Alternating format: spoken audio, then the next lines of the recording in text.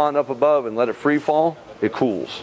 Hot, warm, warm, less warm, cold, cold, cold, hot. And then pretty soon you're diminishing the temperature of your unit. Now if you've got a big heater, you can keep up with that, but most of these spas got a 5 kW heater. They can't sustain that type of cooling. So you've got the heat going, you've got the cool going, and usually the cool wins out. It's more efficient.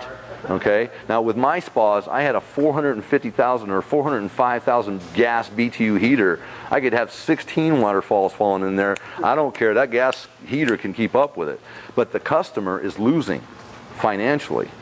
I work for rich people. I mean, rich, like Bill Thomas. He was the president and founder of Big O Tire. In the West, a lot of us know Big O Tire, yes? He had 620 franchises. He was a billionaire. The guy had more money than anybody I think I've ever met in my life. He had 9 employees that were in his building. All they did was manage his stock.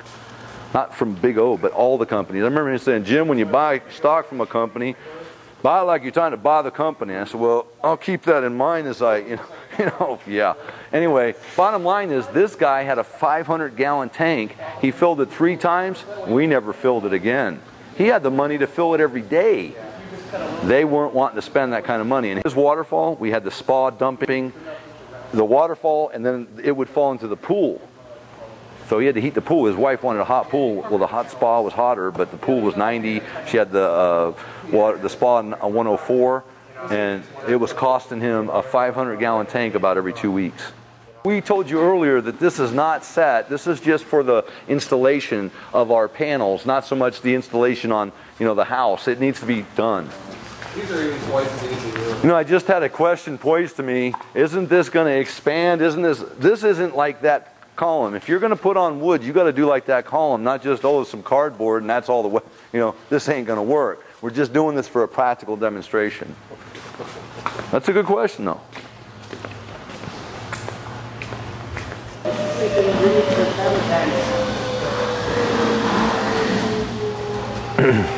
Skyler, did we have a rock that needs some filler, some human type of filler that we could? I think we make some room. If I can put a dishwasher in a rock, Josh, I can put you in a rock, no problem, bud. No, I just put a dishwasher in a rock. Oh yeah, I had to get rid of it, man. We've got all kinds of scrap in the shop from doing the chain link. Oh yeah. Just align them, bend them, and make them into 3D.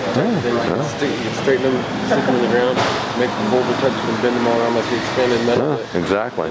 Get a plug, get a formation. Yeah. Okay, so we've done the vertical seam there. He's now doing the corner, which again is a vertical, and then he's going to go back to the horizontal treatment. In any way you look at this, in this particular case, there isn't much need, generally speaking, for a cut here. By distancing the 2 panels away, we have eliminated that. Formerly, we used to put them tight, and we would have to actually grind to make it work. Now, we don't have to. No grinding. I like no grinding. Let's just add. Forget about the cut. Now, there are some times when you might have to cut.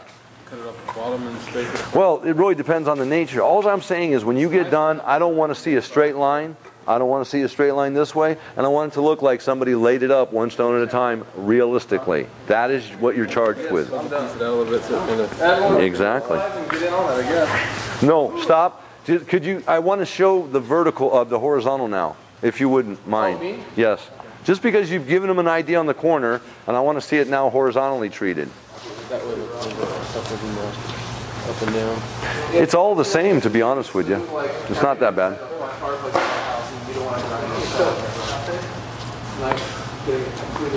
How long a stretch can you go without having to put before you use a cold tank in there? Oh, I would on a house, I would probably go about 15, 20 feet, depending on the construction. If you look at stucco, properly installed, we have about 15, 20-foot increments before we have a... 144 square feet. How many? 144. Okay. 12 by 12. Okay. Okay. Or that's the maximum. The bottom line is, it's going to expand. Now, I'll tell you, to be real honest with you, if you've got the foam in there, on my shop, now it's got to be 4 years old now. I challenge you, go look at my shop. It's stuccoed, if you want to call it that. It's rocked. Ain't one crack in it at all.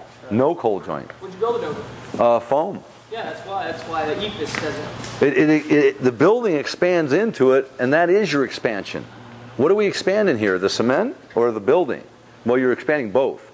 The cement expands, but very little, very little. Over wood, it's 144 square feet. Huh. CX.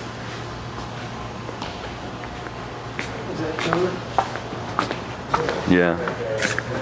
What's the matter, pup? What's the matter, huh? Why don't you go be a good boy? Why don't you go be a good boy? Go, go, go.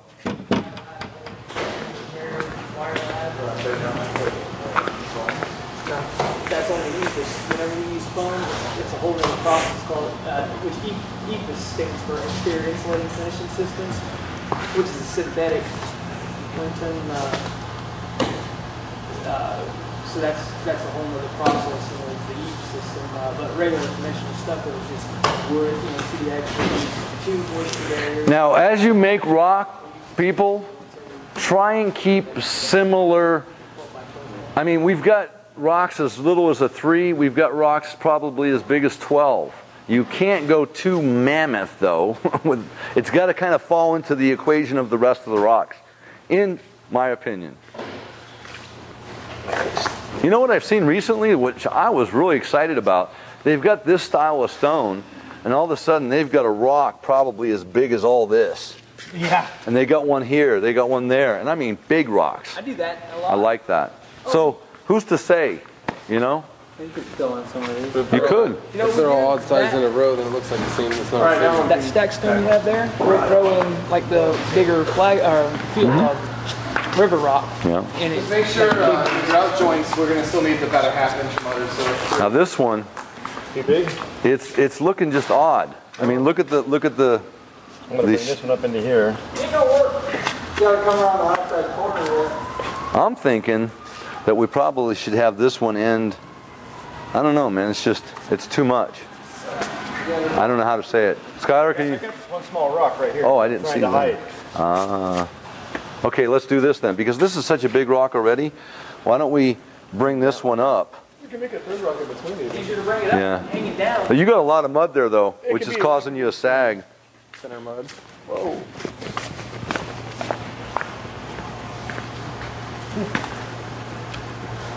You remember that flex cement? Flex. Yeah. They use a vermiculite to look at it. Yeah, ground up vermiculite. And when you walk up, let me see. Let me take something really sharp. When you walk like this and you go like that, you scratch it. Is that right? Garbage. They've taken a direction to lighten up the load so that 3 inches will stay on the wall to where I can stamp it. In that attribute, they have found a common accompanying negative, and that means the vermiculite, which is a waste product, has been added to cement. The comprehensive strength nosedive dramatically. It's not a strong cement. Now, It just seemed like a foam mixture, like your. it's better than that, because we've reverse engineered. You're talking about ground vermiculite as Right. fine as cement. And we've got in our proprietary blend of our mix, we have a assortment of aggregate sizes in there. I don't have a exact copy of what they've got because I'm not doing that. Right. Our lightweight mud is a whole different ball of wax, but I know through my research of grinding foam, grinding of vermiculite, not regrind, grinding as fine as powder. Oh, I know. Fine. You make a cementatious, creamy, fluffy, airy. It's more than that. It's a cement, but it nosedives, strength-wise. I mean, nosedive. it is a cement that's without the sand. Yeah. What about those new foaming agents they have? You see those? They got those. For air entrainment? Oh no, it's like a foam. as It far comes as out the like, joints go, like shaving guys, it seems to be about a cream. half inch They to train that into cement to make a So fibrous, anything that's not lightweight. in the rock. No, It's like Aaron Trayton grain on Right, steroids. right. I've tried that. Yeah. It sucks.